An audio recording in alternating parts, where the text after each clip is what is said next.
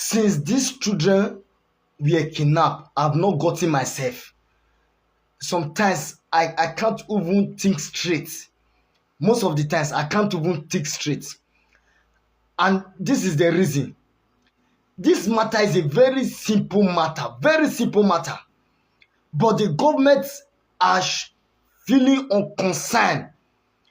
President Tinubu is feeling unconcerned. The wife, the first lady, she's feeling unconcerned. Even the state that the children and the teachers were kidnapped, the governor is feeling unconcerned. The House of Rep, they are feeling unconcerned. This is a very simple matter. If our military can rescue these people, let the government pay the ransom. It's very simple. We have money from the removal of subsidy.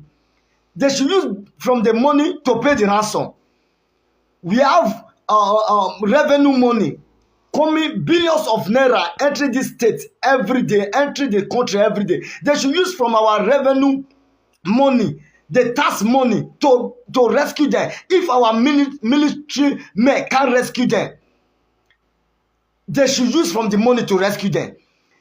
They should stop every other project of road or bridge or whatever cannot be compared to the life of those children and the teachers that were kidnapped. So every other project should be stopped. The money that they should use for projects should be used to release them. If our military fail to rescue them, it's very simple. Or if the money for project is not being used, it can be used. They should use the money from our politician salary. The salary they're supposed to pay to our politician, their allowance, their wardrobe allowance, should be diverted to save those lives. The life in the bush, the children's life and the teacher life is more important than our politician salary. Or if the military, if the fault is from the military, they should use their salary. It's as simple as that. Instead of keeping little children in the bush, the President Tinubu is feeling unconcerned. The first lady unconcerned. The senior president feeling unconcerned. They should use the money for revenue, money for first subsidy to pay the ransom.